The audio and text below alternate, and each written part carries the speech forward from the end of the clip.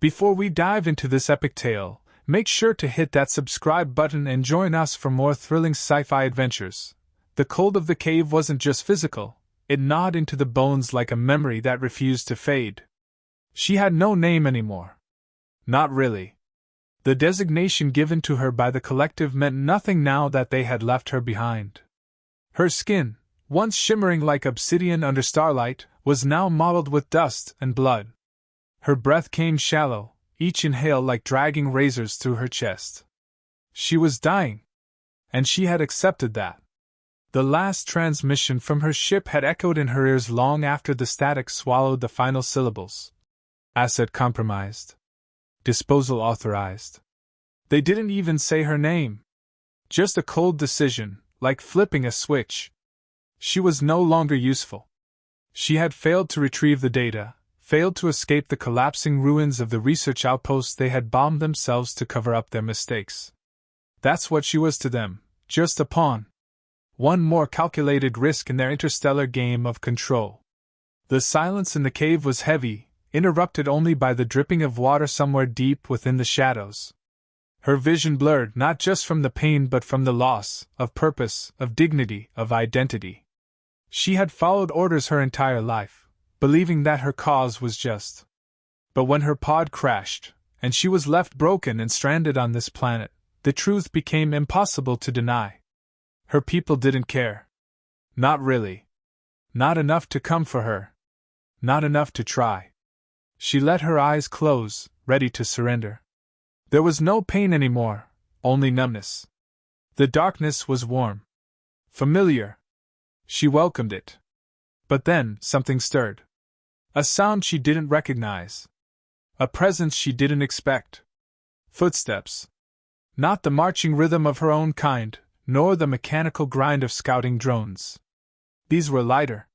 Hesitant. Human. At first, she dismissed it as hallucination. Her mind making up one last cruelty before the end. But then she felt it, warmth. Contact.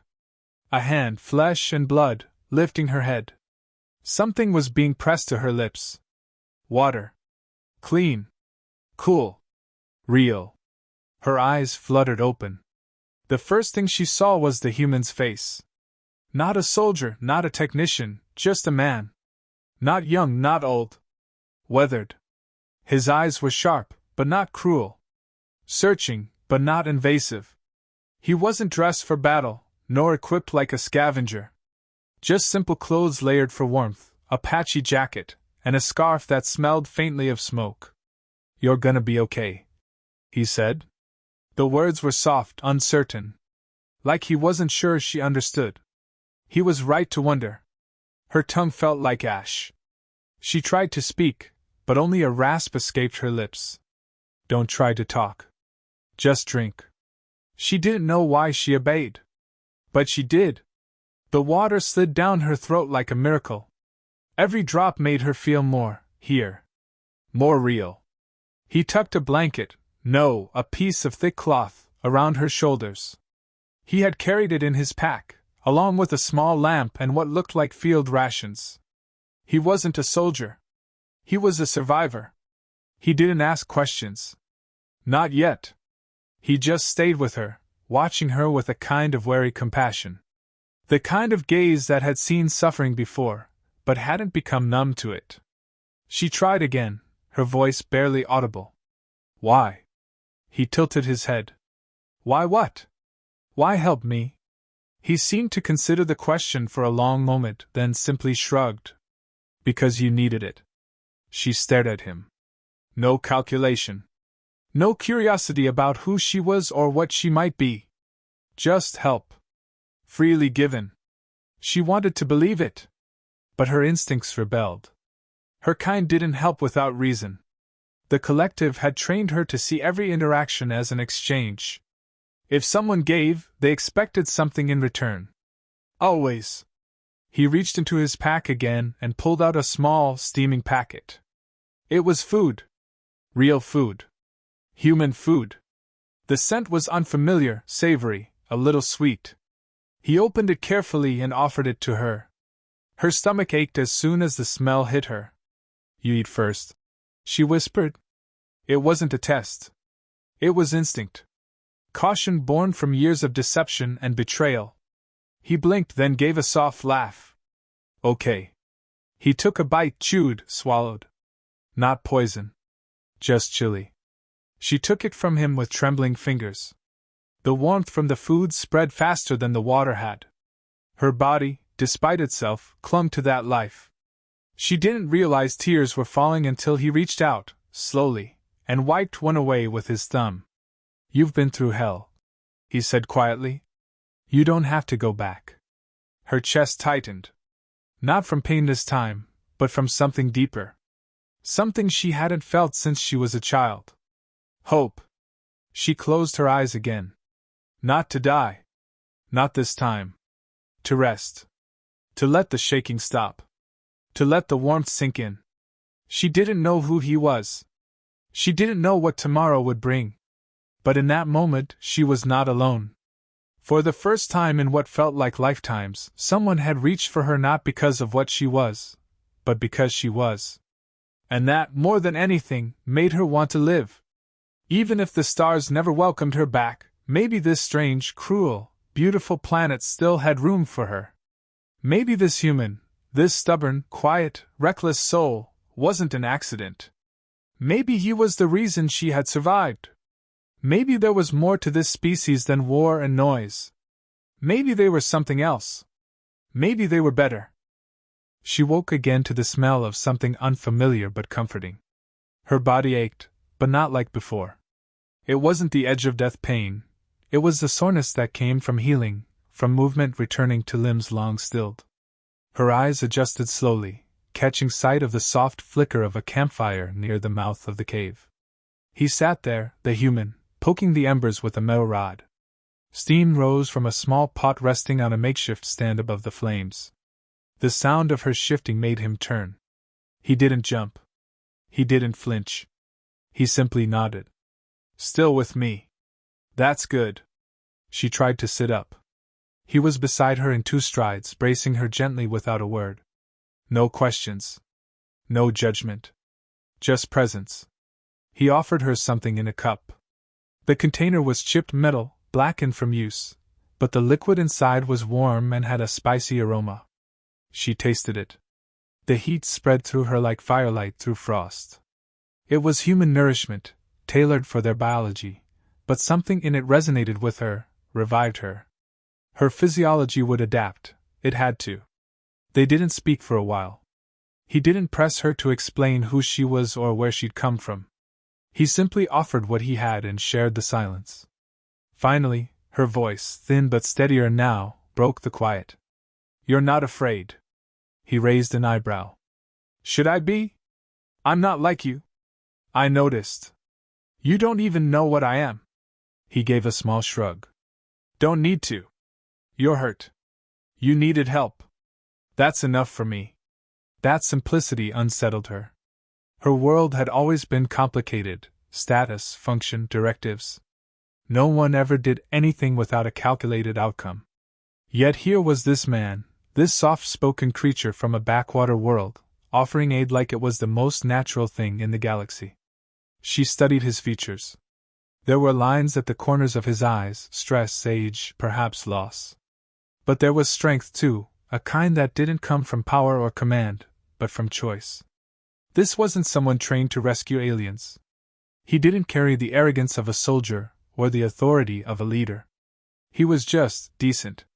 And that, in her experience, was rarer than any advanced technology. You don't ask who I am, she said. I figure you'll tell me when you want to. She looked away. They left me. The people you came with? She nodded slowly. My people. My command. I failed my objective. So they left me to die. He didn't speak for a moment, just leaned back against the wall, gaze on the fire. I've seen that happen. Not just with aliens. Even here, we do it to our own sometimes. Tell ourselves it's for the greater good. It wasn't a decision. It was protocol. Failure is not tolerated. We are tools. If we break, we are discarded. That's not living, he said softly. I wasn't alive, she replied. I was function. That quiet truth hung between them. She remembered her training, the endless simulations, the physical augmentations, the psychological conditioning. Empathy was considered a flaw. Attachment a liability. She had been proud to let go of her past. Her identity had been stripped for efficiency. And yet here she was, surviving because someone saw her not as a failure, not as a tool, but as someone worth saving. You don't understand, she said, almost defensively. You shouldn't have helped me. It could have endangered you. It still might, he admitted. She sat by the fire now, more stable, no longer barely clinging to life. Her movements were still careful, still marked by the pain of recovery, but her eyes no longer carried the haze of death. There was alertness in them now, suspicion, perhaps, or calculation, but also something deeper. Wonder. The human had given her a space to breathe, to think, and that was dangerous. Thoughts led to questions, and questions, in her case, led to identity. He told her little about himself. Just a name, Michael, and a vague reference to a search mission gone wrong. His ship had crashed 2 ridges away. He wasn't supposed to be here any more than she was. But he didn't seem desperate to escape. He seemed present. Focused on survival in the now, not obsessed with. The days that followed were not defined by dramatic shifts, but by small moments that reshaped everything she believed. Her body healed faster than expected, but what changed most wasn't physical. It was internal. The silence, once a tool of discipline and distance, became a space for reflection. Michael didn't fill it with endless words, nor did he push her for explanations. He gave her the rarest gift she had ever received, autonomy. She began to ask questions. Not tactical ones. Human questions. Why he had stayed. Why he'd helped.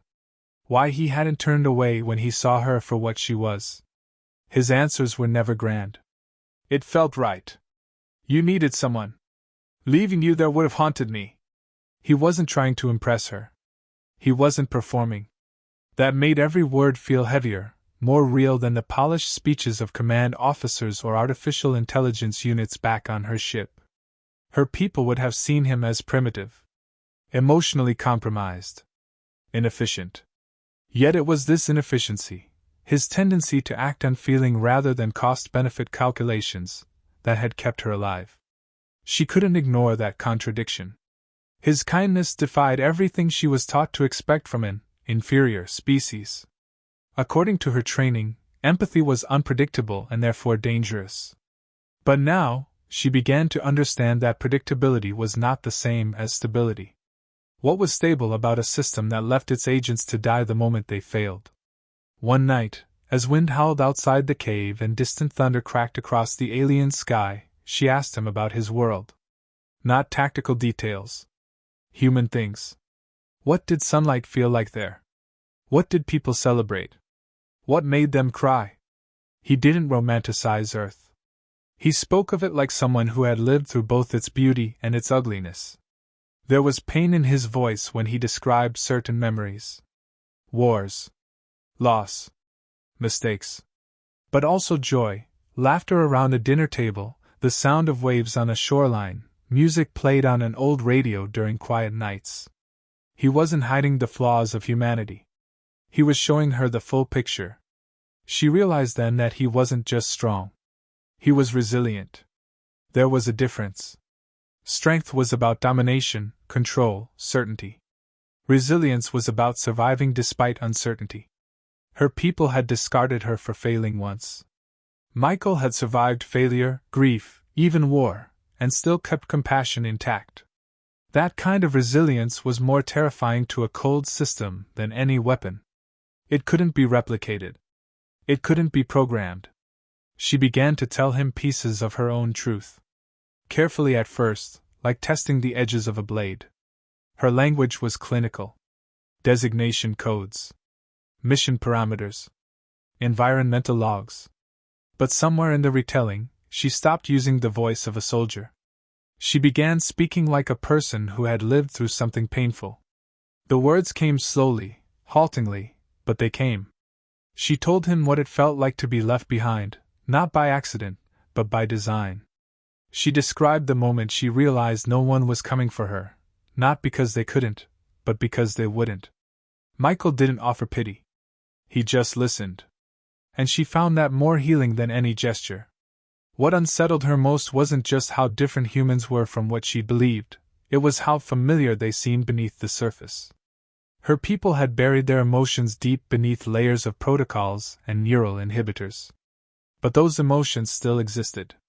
They had simply been silenced in the name of efficiency. Humanity, by contrast, allowed those feelings space. Pain wasn't hidden. It was confronted. Even celebrated through stories, music, shared memories. They embraced weakness not as a flaw, but as something that made strength meaningful. And in that realization came something else, envy. For the first time, she envied someone.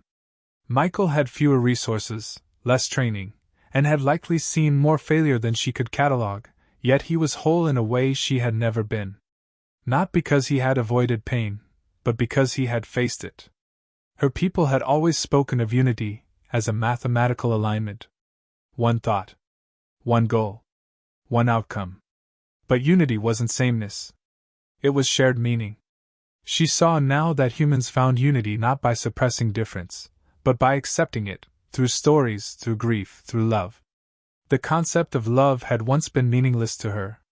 It was labeled a distraction, a chemical anomaly, a liability in the field. But the way Michael moved, the way he cared, not just for her but for the memories of those he'd lost, made her reconsider. Love wasn't weakness. It was a choice. To continue caring, despite pain. To keep reaching out, even when alone. It was the most dangerous idea in the galaxy, because it could not be destroyed. It echoed through generations, carried in lullabies, rituals, even in the silent act of saving A. She no longer saw him as an anomaly. He was a representative of something deeper, something more persistent than any technological advantage or military doctrine. His actions had not been calculated for gain. He had no incentive, no strategic benefit in helping her. That truth reshaped her internal logic. A being capable of kindness without benefit was unpredictable by design, and therefore uncontrollable. That was what made humanity dangerous. Not their weapons, not their ships, but their stubborn insistence on acting according to values no algorithm could fully predict or manipulate. The questions she once asked herself were tactical. What is the mission? What are the odds? What is the cost? Now they had changed. What does it mean to be worth saving? What defines value, if not utility? Her people had conditioned her to measure everything in terms of return. Michael had never asked her to prove she deserved help.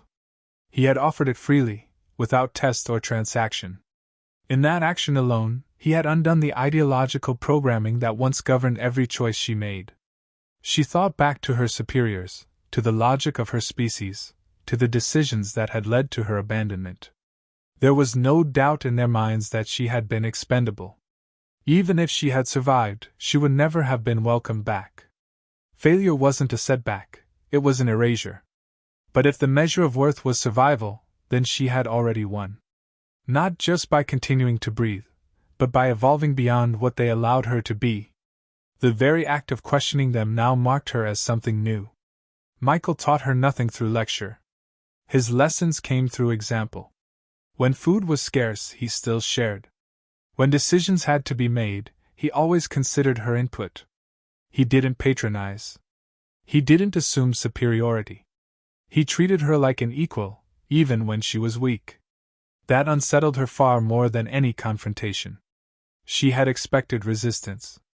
She had expected a fight. She had not expected compassion without condescension. That shift affected how she moved, how she spoke, even how she thought. For the first time, her mind operated without a command structure guiding it. Her thoughts were not predetermined or measured by efficiency. They were hers. Every realization, every doubt, every spark of wonder, authentic and uncontrolled. And in that space of autonomy, something new emerged. Not rebellion, not vengeance. Understanding. She understood now why her people feared humanity. It wasn't because humans were violent. It was because humans were resilient in a way no system could replicate. Their strength was not in their tools but in their contradictions. They could mourn and still move forward. They could forgive without forgetting. They could lose everything and still create meaning. That terrified systems built on obedience, perfection, and cold metrics. Because you can't control what you don't fully understand. And she understood now why no matter how far her people advanced, no matter how many stars they reached, they would never be truly dominant. Because they feared vulnerability. They feared the unpredictable. But humanity embraced both. They wielded chaos like a torch, not a threat.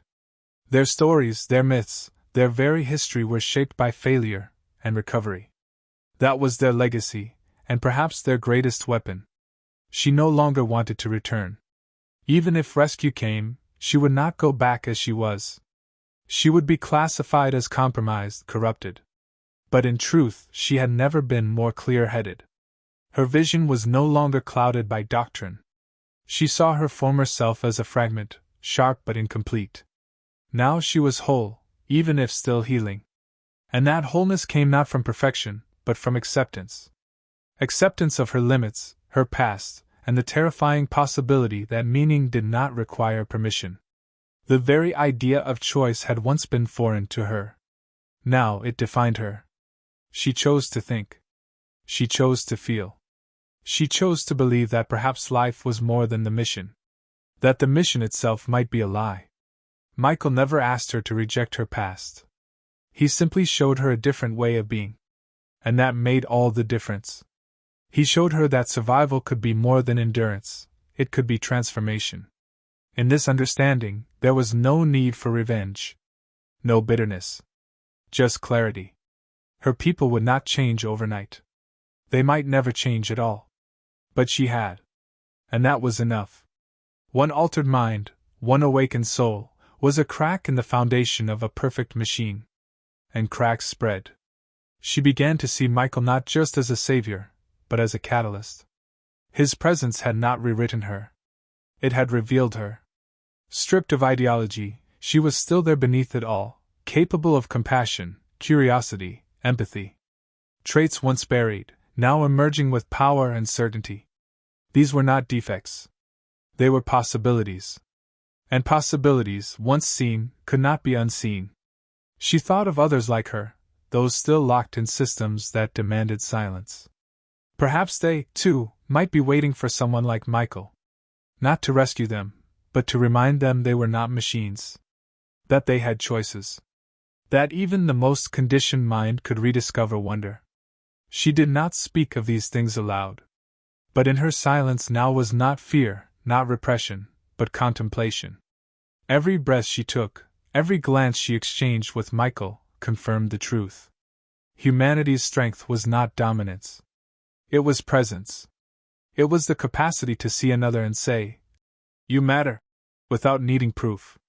And so she decided, not with drama, not with declaration, but with certainty. She would not return to what she was. Not because she couldn't. Because she wouldn't. Because now she knew the difference between obedience and purpose. Between survival and meaning. Between existing and living.